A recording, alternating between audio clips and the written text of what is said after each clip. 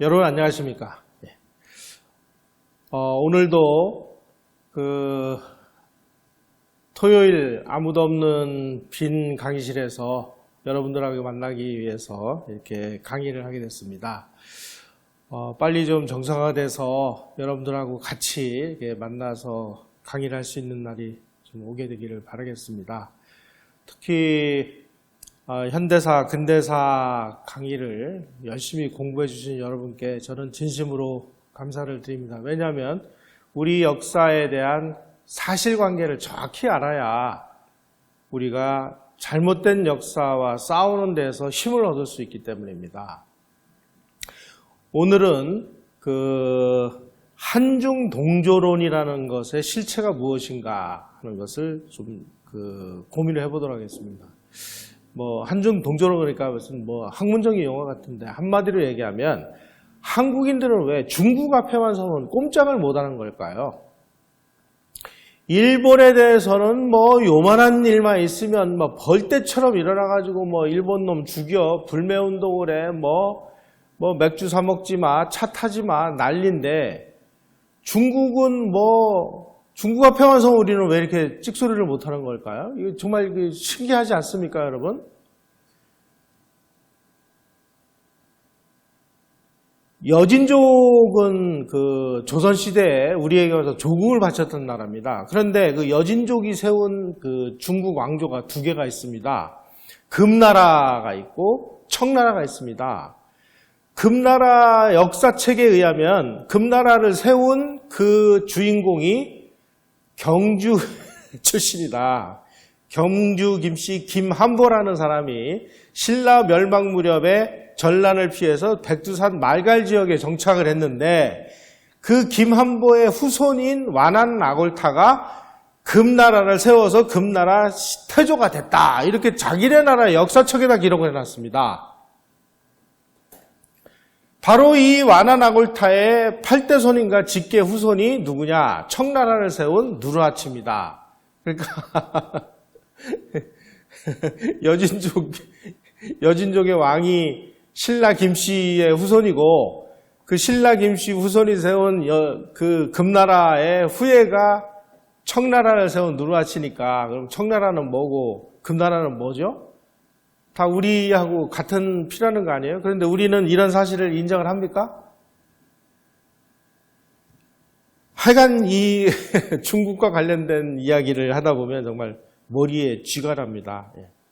청황실의 성은 애신강나라고 되어 있습니다. 애신강나. 이걸 우리말로 풀면 뭐냐? 신라를 사랑하고 신라를 생각하라는 뜻입니다. 다시 말씀드리면 청나라 황실은 신라를 자기의 정신적인 고향으로 생각했던 사람이에요. 바로 병자호란 당시에 이 누르하치가 세운 후금, 나중에 이게 청나라가 되죠. 쳐들어왔는데 우리가 광주 쪽에 있는 남한산성에서 불과 2달도 농성을 못하고 항복을 했습니다. 여진족은 우리에게 이 조공을 바치던 나라인데 그 조공을 바치던 나라에 항복을 했으니까 얼마나 창피해요. 그래가지고 인조가 삼전도에 나와가지고 3번 이마를 땅에 찍고 9번 머리를 조아리는 3배 구고두례라는 항복의식을 치렀는데 창피하니까 조선왕조실록에는 뭐라고 되어 있느냐? 정축년에 임금이 성에서 내려왔다. 그래가지고 정축하성이다. 이렇게 표기를 해요. 항복했다 소리는 한마디도 없습니다. 더 웃기는 거는요. 병자호란은 여진족이 쳐들어왔다. 그래서 우리가 피해를 당했다라고 알고 있는데 역사적 사실을 추적해 보면은 이거는 명백하게 조선이 도발한 전쟁입니다. 조선이 일으킨 전쟁이에요. 왜 일으켰느냐?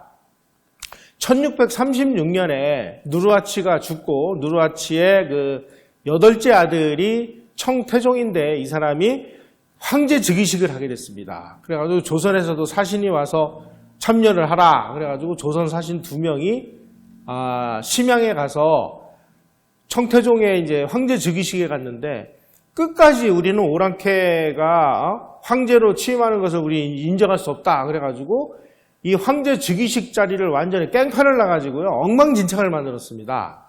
그 사실 이름이 나덕현 이확이라는 사람이에요. 여기서 끝났으면 괜찮은데 또 청태종이 야 앞으로 내가 황제로 취임했으니까 앞으로는 이제 우리한테 보내는 문서는 황제라고 표기를 해라 하고 국서를 내려줬는데 그 국서를 청나라 사신들이 머무는 그 관사에다가 내팽개치고 그냥 와버렸어요. 그러니까 이제 모욕을 당한 거죠.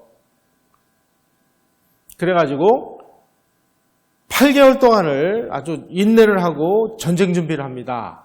왜냐하면 그 당시에 여진족이 자랑하는 부대는 기마부대였거든요. 기마부대가 재빠르게 쳐들어가려면 강이 얼어붙어야 됩니다. 그래가지고 압록강이 얼어붙을 때까지를 기다렸다가 압록강이 얼으니까 그 강을 기마부대가 말을 타고 건너가지고 전쟁을 일으킨 것이 병자호란입니다. 조선 조정도 조선 사신들이 가서 이제 청태종의 황제 즉위식을 깽판을 쳤으니까 전쟁이 난다는 거는 뭐 다 알고 있었죠. 기정사실이죠. 하지만 어떤 준비도 하지를 않은 채 멍하니 있다가 당해버렸습니다.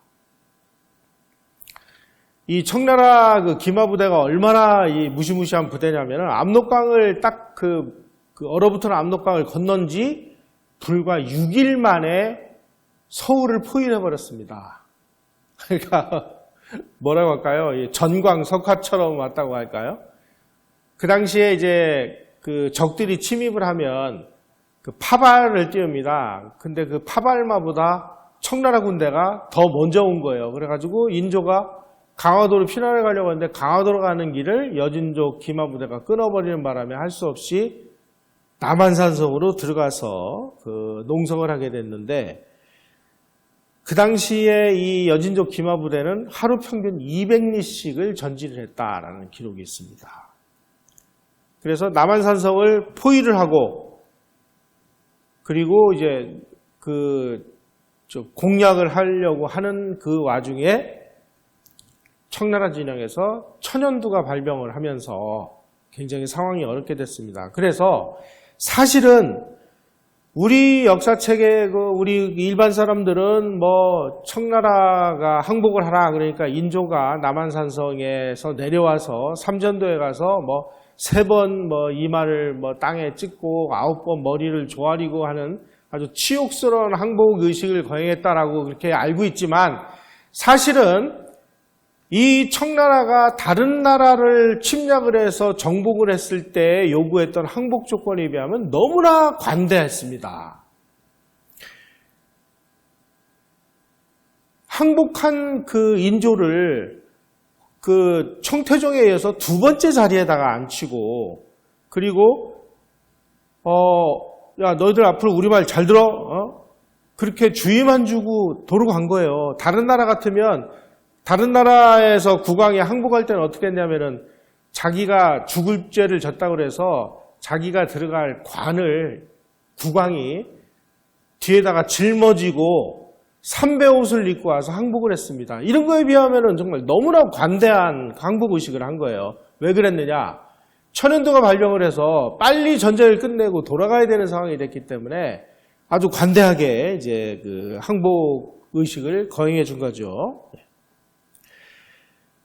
하지만 이 세상에 공짜는 없었습니다. 병자호란에서 항복을 한 다음에 청나라가 조선 사람들을 포로로 끌고 갔습니다. 그런데 뭐 야사에 의하면은 뭐 20만에서 50만 명을 끌고 갔다 그러는데 이거는 그 당시의 인구라든지 그 당시 상황을 보면 이거 너무 좀 과장된 것 같고요. 학자들 연구에 의하면은 적으면 5만 명, 많으면 약 10만 명 정도를 포로로 잡아간 걸로 이렇게 돼 있습니다.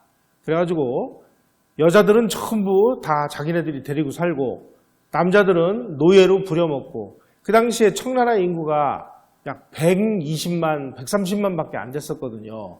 그러니까 이제 이 사람들을 잡아다가 노예로 이제 부려먹은 거죠.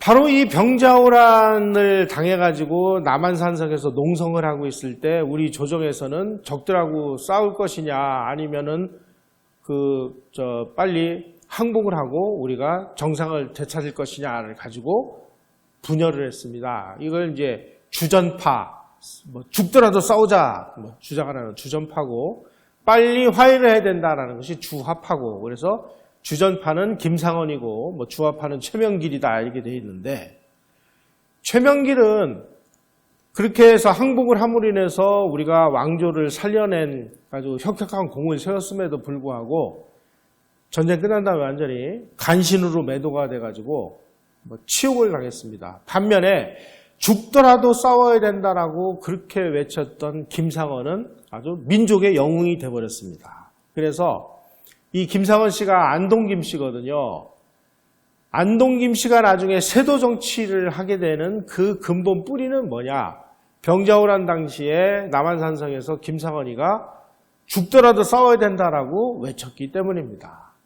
그리고 김상헌이는 그렇게 외치다가 자기 뜻이 안 받아들여지니까 며칠 굶다가 목을 맸는데, 아니 목을 매서 죽으려면은 아무도 안 보는 데 가서 그래야 되는데 왜 가족들 앞에서 목을 매죠? 그래 가족들이 얼른 가서 구하는 바람에 죽지도 못하고 살아났어요. 그래서 그 이후에 김상헌의 후손들로부터 13명의 재상과 판서, 참판 줄줄이 배출됐고, 그 다음에 순조 부인, 헌정 부인, 철종 부인 등 왕비가 3명이 탄생을 했습니다. 한마디로 병자호란 당시에 죽어도 싸우자라고 이 주장한 덕분에 김상헌이가 아주 국가의 영웅이 돼서 그 이후에 그 후손들이 오래도록 꿀단지를 빨았다, 이렇게 이해를 하시면 되겠습니다. 자, 이렇게 이제 오랑캐한테 항복을 하고 이런 거를 어떤 식으로든지 이걸 좀 캄프라치를 해야 이 왕조가 잘 유지될 거 아니에요. 그러니까 그때서부터 야, 저 오랑캐는 말이야, 순 쌍놈들이야. 우리한테 조공이나 바치던 놈들이고, 그리고 쟤네들은 문명이 없어. 이 중국 문명이 아니야. 진짜 중국 문명은 우리에게 이제 온 거야. 그래가지고 청나라를 배척을 하고 명나라를 아주 떠받드는 이런 상황이 됐습니다. 그런데 정말 어처구니 없게도 1644년에 여진족이 중원 제국을 쳐들어가서 베이징을 점령을 해가지고 명나라를 무너뜨리고 청나라를 세워요. 이 난리가 났습니다. 그래가지고 청나라가 그 당시에 아주 이 세계 제국으로 발돋움을 했어요. 그런데 그 당시 조선은 군사력이 10,000명으로 나와 있습니다. 10,000명. 근데 이 중원대륙을 차지한 이 청나라는 군사력이 300만 대군이고, 그리고 조선에 비해서 국력은 수천 대. 그런데 이 조선의 이 김상헌의 후손들은 우리가 청나라를 정벌을 해가지고 그 수치를 씻자. 그래가지고 북벌을 하자. 와, 북벌. 그 북벌을 외쳐가지고 권력을 단숨에 차지한 사람이 누구냐? 송시열이라는 사람입니다.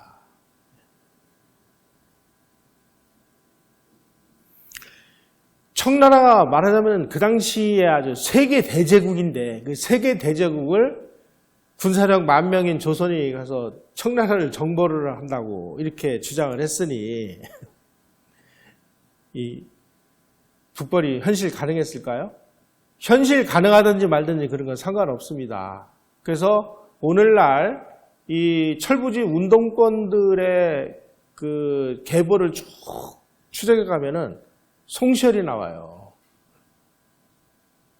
그러니까 송시열은 진짜 쳐들어가기 위해서 북벌을 외친 게 아니라 자기의 정치적 헤게모니를 쥐기 위해서 북벌이라는 가짜 아젠다를 내세움으로 인해 가지고 강력한 선동무기로 삼아서 자기의 권력을 강화하는 데 써먹은 것이죠. 자, 이 북벌을 계속 외치다 보니까, 아니 지금 청나라가 너무나 강대국이 돼가지고 북벌은 상상할 수도 없는 상황이 됐어요. 그 당시에 조선 인구는 뭐 인구를 고사하고 군사력이 10,000명인데 청나라는 지금 인구가 3억이 넘었거든요. 이런 나라를 우리가 정벌한다는 게 말이 안 되고, 그러다 보니까 이제 슬그머니 북벌이라는 용어를 없애버리고, 청나라는 저게 오랑캐이기 때문에 중화문명이 아니다. 중화문명은 어디로 갔느냐? 바로 명나라가 멸망을 할 때 그 중화문명이 우리에게 건너와서 우리가 소중화가 됐다. 그러니 우리가 중화가 됐고 청나라 저것들은 중화문명이 없는 저게 오랑캐니까 우리가 굳이 그 문명국으로서 오랑캐를 정벌해야 될 이유가 없지 않느냐. 이렇게 슬쩍 빠져나간 겁니다. 그래서 이때서부터 북벌이 소중화로 다시 자리를 잡았고,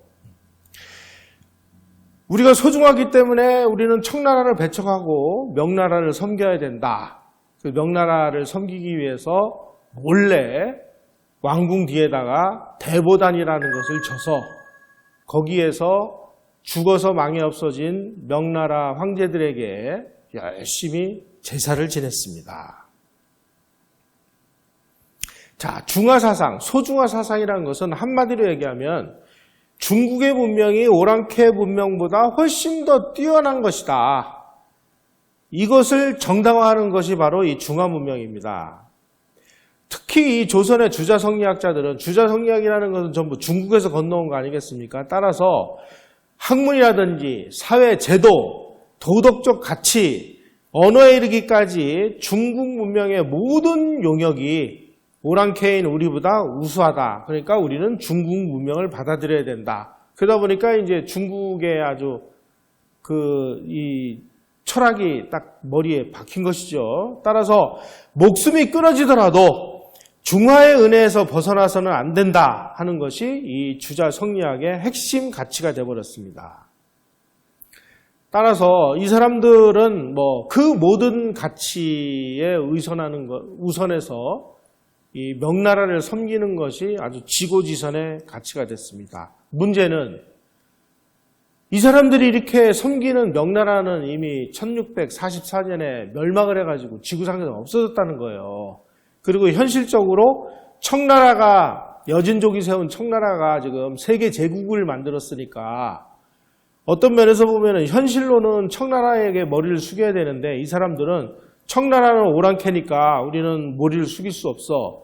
그리고 청나라를 섬기기 위해서는 청나라 연호를 써야 되는데 청나라 연호를 사용을 안 하고 죽어서 이미 멸망해서 없어진 명나라 연호를 사용하기 시작을 했습니다. 자, 여기 제가 이렇게 동그라미를 쳐놓은 부분들을 한번 보시기 바랍니다. 여기에 유명조선국 이렇게 되어 있습니다. 이 유명조선국이란 무슨 뜻이냐?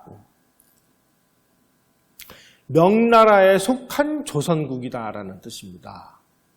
아니, 지금 청나라 시대를 살고 있는데 이 명나라는 이미 망해서 없어졌는데 우리의 이 학자들은, 우리의 양반 선비들은 전부 명나라에 속한 조선나라다 이렇게 얘기를 했고, 그리고 청나라 연호는 쓰지를 않고 망해서 없어진 이 명나라의 연호를 쓰기 시작했습니다. 그리고 명나라를 얘기할 때는 하늘의 나라 이렇게 해가지고 천조 이런 식으로 얘기했는데 청나라는 뭐라고 얘기했느냐? 청나라 개들 이런 식으로 표현을 했습니다. 그러니까 우리는 어떤 면에서 보면은 참 미안하고 안 된 얘기입니다만 이 주자성리학자들은 환각 속에서 살았다. 왜냐하면 지금 현실 권력은 청나라인데 이미 오래전에 망해 없어진 명나라를 지극히 섬기고 명나라 황제들에게 제사를 지내고 하는 일들을 200년 넘도록 계속했기 때문에 이게 좀 제정신인지 좀 도무지 모르겠어요. 그래가지고 청나라 시대임에도 불구하고 명나라인 연호인 숭정이라는 것을 계속 사용한 모습을 저렇게 자료를 통해서 볼 수 있습니다. 특히 병자호란 당시에 항복을 강요했던 청태종 이름이 홍타이지인데, 원래는 황태극이라는 뜻입니다. 그래서 홍타이지라고 불렀는데 이거를 때려잡아야 될 붉은 돼지라는 뜻에서 홍탓이다 이렇게까지 아주 모욕을 하는 일이 벌어졌습니다. 심지어 명나라 때는 중국에다 보내는 사신을 하늘나라에다 보낸다 그래가지고 조천사 이렇게 얘기를 했는데요. 청나라 때는 그냥 연경을 다녀오는 사신이다 그래가지고 연행사 이렇게까지 아주 청나라 알기를 우습게 한 거예요. 한마디로 얘기하면. 이런 사람들에게 있어서 명나라의 멸망은 그야말로 하늘이 무너지고 땅이 꺼지는 충격이었습니다. 그러다 보니까 이제 청나라를 무시하고 우리는 소중화가 됐다. 소중화 세계에 빠져든 것입니다. 이 소중화 의식에 젖은 조선 선비들이 그린 그림을 보면요. 이게 소위 말하는 지구 강역도예요. 지구 중에 이 중심에 중국이 있고 그 오른쪽에 중국에 준하는 조선이 있고 나머지 세 개 나라들 그려놓은 거 보십시오. 이게 바로 그 당시에 우리 조상들이 머릿속에 넣고 있었던 세계관이었다는 거죠.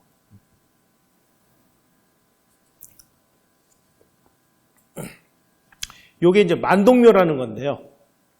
만동묘는 뭐냐? 송시열이가 이제 계속 선동만 하다가 사형을 받고 죽었습니다. 근데 죽으면서 자기 제자들에게 야, 나 죽으면 말이야, 제자들 너희들이 내 고향이 괴산의 화양동인데 그 화양동에다가 사당을 하나를 져가지고 거기에서 명나라 황제들을 제사 지낼 수 있게 사당을 하나 져다오. 그래가지고 진 것이 만동묘라는 겁니다.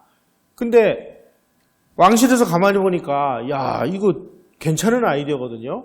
그래가지고 야, 우리도 짓자. 그래가지고 왕이 살고 있는 그 창덕궁 저 후원에 이 대보단이라는 걸 쳐가지고 왕실 차원에서 이미 망해서 없어진 아마 이 대보단을 진 해가 언제냐면은 1704년이니까요. 60년 전에 망해 없어진 명나라 황제들을 제사 지내기 위해서 왕궁 그 후원에다가 사당을 져놓고 이거는 전부 비밀로 했습니다. 왜냐하면 청나라가 이걸 알면 큰일 나잖아요.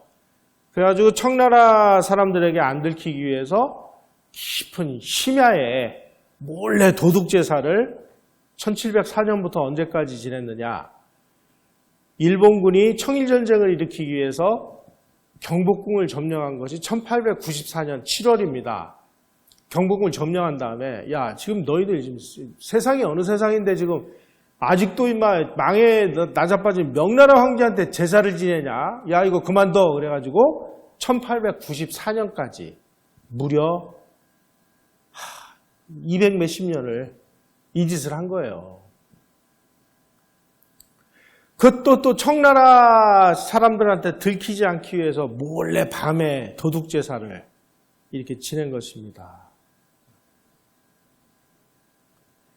바로 이 무렵에, 그러니까 1700년이면은 중국도 막 세계를 향해서 문호를 활짝 개방을 하고 일본도 겉으로는 쇠국이라고 하면서 나가사키를 통해서 이 서양 문물을 급속 받아들여가지고 일본도 근대를 하던 이런 시기에 조선만 유일하게 소중화라는 웃기지도 않는 이런 자가당착으로 소위 말하는 후진을 하기 시작을 했습니다. 이른바 정신승리죠. 그리고 더 웃기는 거는 정조시대에 이 대보단에서 원래는 그 황제를 한 사람만 제사를 지냈는데 이제는 그 명태조 주원장하고 명나라의 마지막 황제까지 이 소위 말하는 이제 제사를 지내는 황제의 숫자를 늘려라 그래가지고 이 정조시대에 이 대보단의 이 제사 지내는 대상을 확 늘려버렸어요. 정조가 우리는 개혁군주라고 얘기를 하는데 알고 보면 주자성리학이 아주 매우 투철한 그야말로 주자성리학으로 돌아가지 않으면 나라가 망할 것처럼 주장을 했던 그런 복고군주인데 우리는 이렇게 개혁군주라고 이렇게 얘기를 해요. 심지어 이 조선의 이 지식인들, 양반 선비들은 우리는 독립된 나라가 아니다. 우리는 동쪽에 속한 주나라다 이렇게 주장을 합니다. 주나라가 뭐냐? 중국 본토에 있던 나라거든요. 그 주나라가 이미 다 없어졌는데 한반도로 건너와서 주가 이어졌으니까 조선은 동주다. 이렇게까지 불렀어요. 이렇게 이제 완전히 그냥 중화 사상에 빠지다 보니까 이제 소중화에서 한 걸음 더 나가가지고 어느 날부터는 조선이 곧 중화다. 그래가지고 조선 중화주의라는 것을 주장하기 시작을 했습니다. 이제 소중화에서 한 걸음 더 나간 거예요. 우리가 이제 중화가 된 거예요. 다시 말씀드리면 조선이라는 나라는 중국에 있는 한나라, 당나라, 송나라, 명나라의 이 문명적 적통이 조선으로 이어졌으니까 우리가 곧 이제 중화가 됐다. 이게 바로 조선 중화주의라는 것입니다. 조선이 이런 식으로 아주 그냥 중국에 빠져가지고 헤매고 있을 때 우리랑 비슷하게 이 중국과 책봉 조공 관계를 맺고 있었던 베트남은 우리는 이제 중국 문명하고는 상관없어. 우리가 황제를 칭할 거야. 그래가지고 베트남도 스스로 황제를 칭하고 연호도 독자적인 연호를 사용을 합니다. 일본도 중국하고 틀을 가르고 천황중심의 세계관으로 들어가요. 유독 조선만 우리는 조선이 아니야. 우리는 중국이야. 그래서 우리는 조선이고 중화야. 그래서 조선 중화론에 빠져버렸습니다. 그 증거가 뭐냐?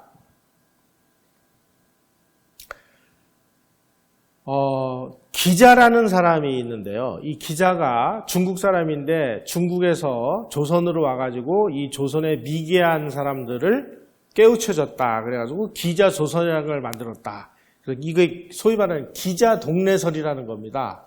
그런데 이 고대사를 연구하는 학자들이 아무리 연구를 해봐도 중국 사람 기자가 한국에 와서 기자조선을 열었다라고 하는 어떠한 근거가 없는 거예요. 학문적인 근거도 없고 이것을 주장을 뒷받침하는 이론적인 근거도 없고 유물도 없고 아무것도 없는데 기자가 한국에 조선으로 와가지고 조선의 문명이 시작됐다. 그러니까 우리는 다 기자의 후손이다. 기자가 우리의 뿌리다라고 주장을 하는 사람들이 등장하기 시작을 했습니다. 청주한 씨. 이 사람들은 전부 청주한 씨의 원류를 쫓아가면은 기자가 나온다. 우리는 기자의 후예다라고 주장을 해요. 그리고 기자가 데려왔다고 하는 이 기자의 신하들이 우리의 뿌리다라고 주장하는 사람들이 청주한 씨뿐만 아니라 태원 선호 씨, 해주 기 씨, 서 씨 이런 사람들이 우리는 기자의 후예야라고 지금 자기네들 족보를 뜯어고쳐놨습니다. 여러분 여기서 우리 정말 심각한 것만 따져보죠. 지금 현재 우리 족보를 들춰보면요. 그 족보에 우리의 조상이 중국에서 왔다라고 안 돼 있는 족보 있으면 한번 손들어 보십시오. 주자성리학의 천국에서 중국은 그야말로 상국이고 대국이고 우러러봐야 될 그런 나라입니다. 자기네들의 시조가 중국에서 왔든지 안 왔든지 그런 건 상관없어요. 하지만 전부 중국에서 왔다고 족보를 꾸며댔습니다. 그게 바로 이제 청주한 씨, 태원 선호 씨, 해주 기 씨, 서 씨들이에요. 기자가 지금 조선에 왔는지 안 왔는지 학문적으로 어느 누구도 자신 있게 이야기할 수 없음에도 불구하고 자기 자신들은 자기 조상이 기자라고 주장을 하니 뭐라고 얘기를 하겠어요. 더 웃기는 건 노씨들입니다. 노씨들. 희한하게 우리가 건국된 이후에 노씨들이 대통령을 2명을 배출했습니다. 노태우 대통령, 노무현 대통령. 그런데 노씨들이 대통령에 당선됐을 때 중국 사람들이 만세를 불렀다는 거 아니에요. 야, 우리의 후손들이 가가지고 대한민국 대통령 2명이나 배출했다. 왜냐하면 노씨들이 전부 자기네들 족보에 우리 조상은 중국에 샀습니다 라고 써놨거든요. 노 씨의 조상은 강태공이라고 그렇게 되어 있습니다. 그래서 노태우 대통령은 퇴임 이후에 세계 노씨 대회라는 것이 있는데 그 세계 노씨 대회에 참가해가지고 선조의 고귀한 뜻 높이 받들 것이다 라고 휘호를 썼는데 그 휘호가 노씨 기념, 중국에 있는 노씨 기념관에 그 휘호가 걸려 있습니다. 선조들의 고귀한 뜻이 뭘까요? 나의 조상은 중국 사람입니다. 이렇게 주장을 한 거예요. 이 노태우 대통령이. 노무현 대통령은 더 웃깁니다. 이 어른은 대통령 재임 시절에 세계 노시대회가 서울에서 열렸거든요. 세계 노시대회를 열어주고 참가자들을 청와대로 초청을 해서 만찬을 같이 했습니다. 이성무 국사편찬위원장께서 쓰신 내용 중에 이런 게 있어요. 한국 족보 중에 80%가 자기 시조가 중국에서 온 사람들이라고 다 날조를 해놨다는 거예요. 성만 날조한 게 아닙니다. 이름까지 또 웃기게 됐습니다. 이름까지. 정몽주가 아주 유명한 주자 성리학자인데 정몽주라는 이름이 뭐냐? 꿈속에서라도 주나라를 내가 봐야 되겠다. 그래서 이름이 몽주입니다. 주나라가 어디에 있는 나라예요? 중국에 있는 나라죠. 그 다음에 정도전이라는 이름은 도를 전한다라는 뜻인데 이 도란 뭐냐? 주자성리학의 도인데 그 도는 조선을 동주로 만들겠다라는 것입니다. 정도전이라는 이름은 뭐예요? 조선을 중국으로 만들겠다라는 이름을 지은 겁니다. 여러분 지금 우리 구국의 영웅이라고 하는 이순신 장군도 이름을 들여다보면 참 끔찍합니다. 이순신 장군의 아버지가 좀 한학을 좀 하셨던 것 같아요. 그래서 자식들이 중화를 떠받드는 큰 시해가 되는 것이 꿈이다. 그래가지고 이름을 뭐라고 졌느냐? 아들이 셋이 썼는데 사망오제의 이름을 땄습니다. 사망오제는 중국의 그 전설 속에 나오는 사망오제인데 그래서 첫째는 보키씨의 이름을 따가지고 이희신이다 이렇게 적고 둘째 아들은 요임금의 이름을 빌려서 이요신이라고 적고 셋째가 바로 그 유명한 그 나라를 구한 이순신 장군인데 우임금을 따서 셋째가 이제 순임금 이름을 따서 이순실이다 이렇게 적고 넷째 아들이 있었는데 우임금 이름을 따서 이우신이다 이렇게 지었습니다. 성씨뿐만이 아니고요. 이름까지 이렇게 중국식으로 다 개명을 한 거예요. 우리 고유의 이름이 있었습니다. 우리 고유의 이름, 거칠부라든지 이런 이름이 있었는데도 불구하고 그런 이름들은 전부 다 중국식으로 우리가 창씨 개명을 했습니다. 아니, 지금 현존하는 족보의 80%가 우리 조상은 다 중국 사람이요 라고 그 족보를 썼고 이름까지도 이런 식으로 전부 주나라를 꿈속에서라도 보겠다. 조선을 동주로 만들겠다. 사망오제의 뜻을 본받겠다라고 이렇게 이름을 줬으니 이게 중국식 창씨 개명 아니고 뭐죠? 자, 그러면은 중국식 창씨 개명은 우리가 쌍수를 들어서 다 환영하는데 일본식 창씨 개명은 왜 이렇게 반발을 하는 거예요? 전 민족이 스스로 나서서 이름을 중국식으로 갈아치우는 중국식 창씨 개명은 되고 왜 되느냐? 중화 문명이 우리의 그 정신적인 고향이니까. 그래서 참 미안하고 안 된 얘기입니다만은 이름만 가지고는요 중국인하고 한국인을 구분을 못해요. 지금 생긴 것도 똑같잖아요.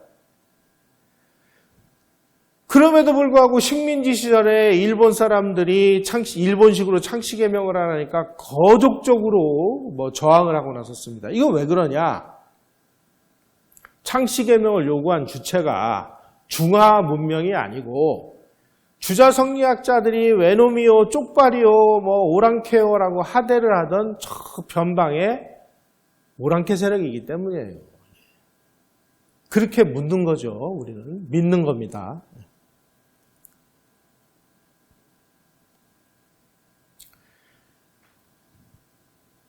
우리가 흔히 우리는 단일민족이요 배달결례다 이렇게 얘기를 합니다. 제가 지난번에 제가 이제 단일민족 배달결례가 얼마나 그 거짓말인지를 그 폭로하는 동영상을 하나 찍은 바가 있는데, 사실상 이 단일민족이라는 주장의 진짜 의미는 뭐냐?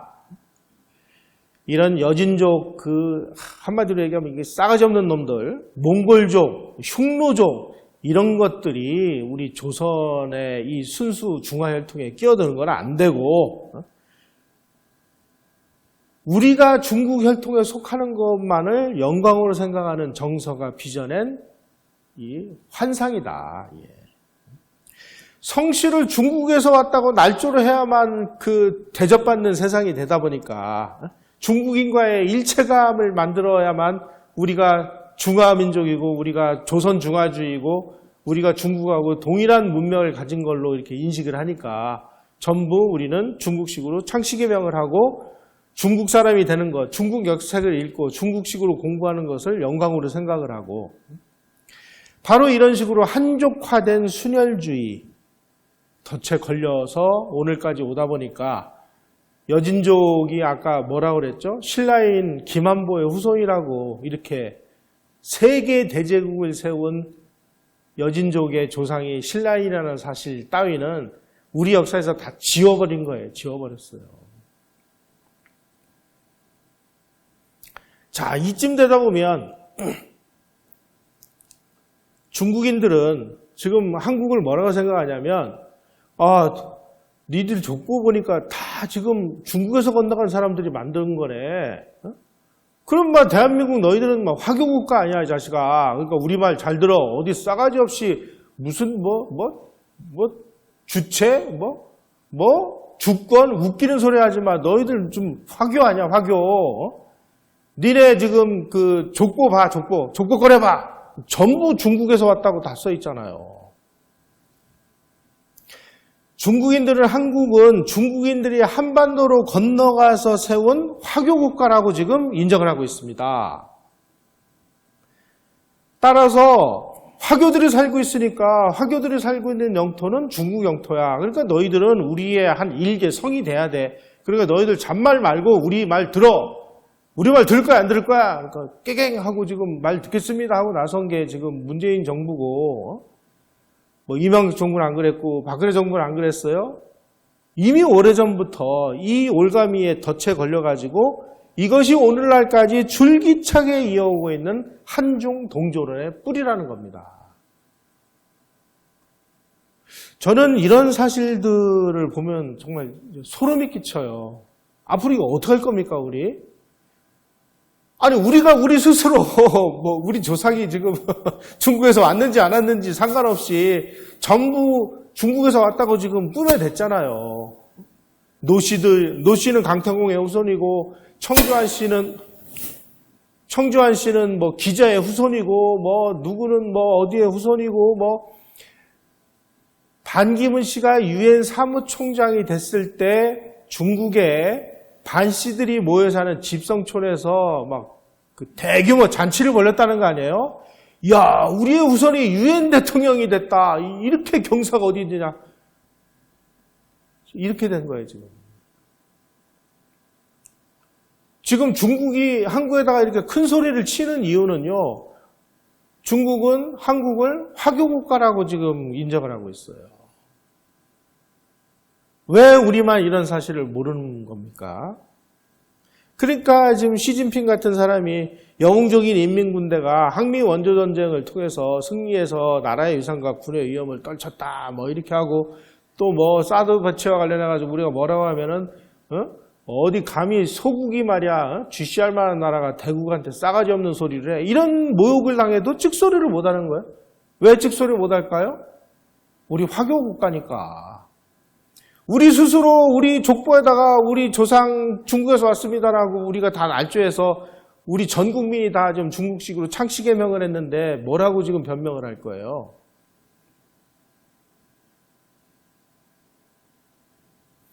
그래서 트럼프 대통령이 시진핑하고 정상회담을 한 다음에 시진핑 주석이 한국은 사실 중국의 일부였다라고 자기에게 얘기를 했다고 그걸 폭로를 하지 않았습니까? 참. 이게 옛날 얘기가 아니고요. 최근 들어서 우리 의병 활동, 항일 무장 독립군들이 중국에서 활동을 하고 그럴 때 이 중국 정부가 중국 관내에서 독립운동하는 사람을 알게 모르게 다 도와줬습니다. 장개석 총통이 그 중화민국 그 국가주석의 기밀비 중에 상당액을 우리 김구 주석과 우리 임시정부를 그 도와주는 데 썼어요. 왜 썼는지 아십니까? 우리 독립을 위해서 도와준다고? 천만의 말씀입니다. 일본 놈 그 패에서 물러나면 다시 중국군을 조선에 주둔시켜서 조선을 중국이 차지하기 위해서. 1911년에 신해혁명이 일어났는데 신해혁명 당시에 혁명파였던 다이지타오라는 사람이 뭐라고 얘기했느냐. 한국은 3000년 이상 중국의 속국이었다. 땅은 중국 강토였다. 사람들은 우리와 동족이다. 문자와 정치 풍속 우리와 동일하다. 그러니 앞으로 우리는 조선까지를 우리 땅으로 삼아야 된다라고 1911년 신해혁명을 일으킨 혁명가가 얘기를 했습니다. 신해혁명에 참여했던 장빅린이라는 사람도 뭐라고 얘기했느냐. 문화적으로 이질적인 신장, 티벳, 몽골, 만주는 독립시키고 유교 문명을 공유한 조선과 베트남과 육규를 편입시켜서 대중국을 건설해야 된다라고 주장을 했습니다. 제가 아까 말씀드린 대로 중국 국민당 장개석 정부가 자기들이 한국 독립운동을 지원한 이유는 한국이 중국의 번속이었고, 번속이라는 건 이제 와서 조공을 바치는 나라였다는 뜻입니다. 그 혈통이 은주의 흐예로 중화민족의 한 지류이기 때문이다라고 얘기를 했습니다. 지금 큰일 났습니다. 그래서 저는 우리가 진정한 중국으로부터의 독립, 우리의 근대화는 우리의 족보를 불태우는 것부터 시작을 해야 된다라고 저는 주장을 합니다. 지금 있는 족보를 그냥 놔둬가지고는요, 우리는 화교국가임을 우리 스스로 증명하는 꼴밖에 안 돼요. 그거를 우리 조상들이 날조를 했건 뭐를 했건 그건 핑계가 안 돼요. 아니 족보가 증거물로 남아있는데. 큰일 났어요. 바로 이처럼 중국인들이 어떠한 무지막지한 망언을 늘어나도 우리는 침묵을 합니다. 왜냐하면 우리의 조상들이 입만 열면 중화 본관을 자처했고 고종이 대한제국을 선포할 때 자기가 황제에 오른 이유가 뭔지 아십니까? 대한제국은 중국의 한나라, 당나라, 송나라, 명나라에 이어서 명나라가 망한 다음에 명나라의 법통이 오랑캐인 여진족 청나라에게 간 게 아니라 그 황통이 대한제국으로 왔으므로 우리는 대한제국을 선포하고 내가 황제에 취임하는 것이다. 따라서 내가 중화 본가다. 이렇게 주장을 했어요.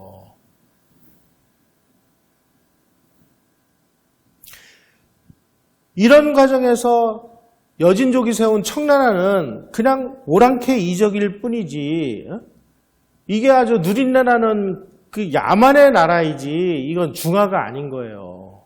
그래서 자기네 나라 여진족의 역사책에 금나라를 세운 그 시조 완한 아골타의 그 뿌리가 신라인 김한보다라는 그 정사에 쓰여있는 내용까지를 우리는 전부 우리 역사에서 지워버린 것입니다. 조선이 천하에서 가장 우월하다. 이 드높은 자존심은 오늘날 역사학계의 주류를 형성한 대다수 국사학자들의 국수주의적인 정신으로 개성돼서 반일 종족주의의 그 원인을 형성하고 있습니다.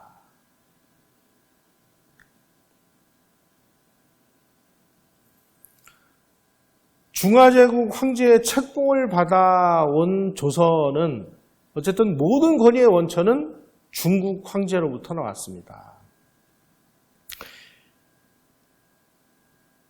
바로 정말 뭐 어쩔 수 없는 이러한 그 둘레와 같은 이 중국에 종속된 우리 주자성리학자들의 이 정신병과 같은 이 치유할 수 없는 그 트라우마가 지금 우리 머릿속에서는 다 지워졌을까요? 만약에 지워졌다면 중국이 이렇게 아주 뭐 우리의 국가의 존재 자체를 무시하는 발언을 했을 때 왜 우리 국민들은 찍소리도 못하고 아무 소리도 못하죠?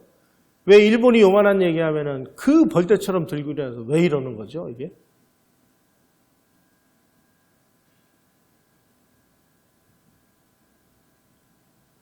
다시 말씀드리면 경자오란 당시에 여진족 오랑캐들에게 항복한 그 치욕감을 씻기 위해서 우리는 중화세계로 뛰어들어가지고 우리는 중화다. 중국 문명이 우리 거다. 이렇게 우리는 중국 없으면 죽고 못 산다.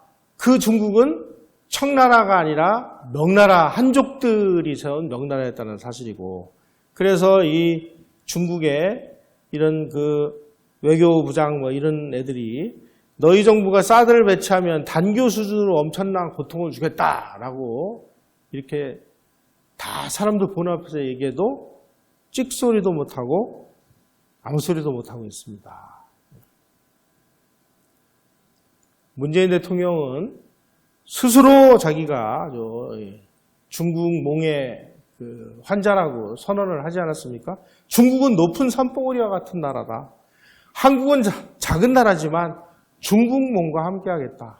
지금 중국몽이 어떻게 되고 있습니까?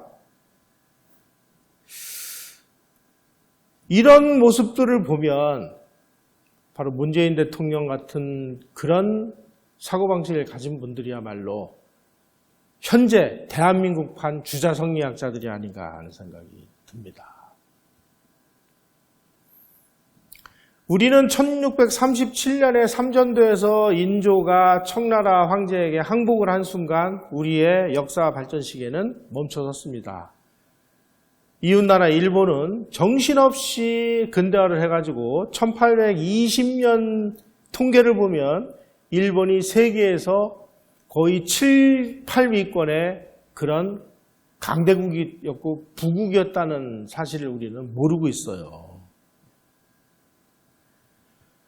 조선은 1876년에 개항했는데 일본은 1850, 우리보다 한 20년 일찍 개항을 해서 우리가 그 개항 20년 뒤져서 일본에게 식민 지배를 당했다라고 주장을 하는데 이게 다 근거가 없는 얘기입니다. 일본은 이미 17세기, 18세기, 19세기를 거쳐서 300년에 걸쳐서 세계하고 그 교류를 해서 근대화를 했고 그 근대화가 켜켜이 쌓인 문명이 메이지 유신으로 폭발을 해서 1820년에 세계 7, 8위권의 국력을 가졌던 나라인데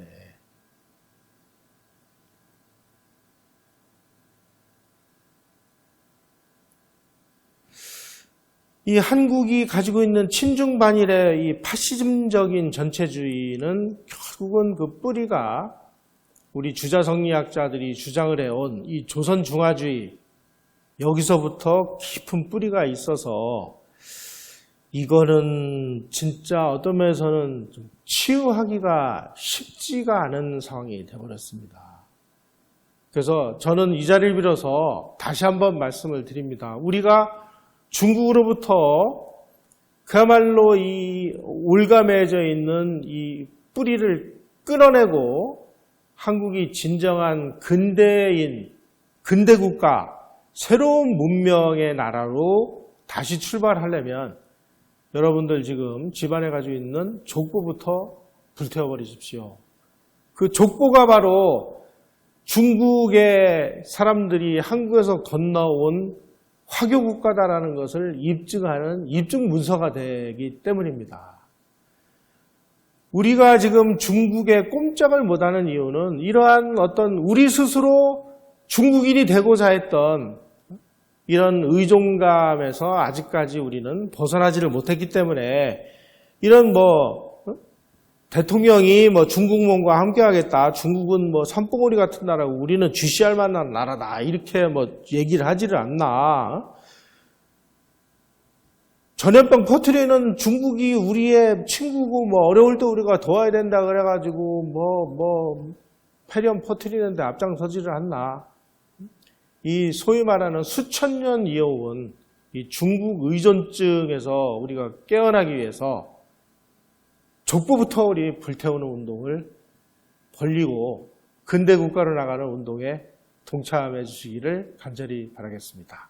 오늘 강의 이것으로 마치겠습니다. 고맙습니다.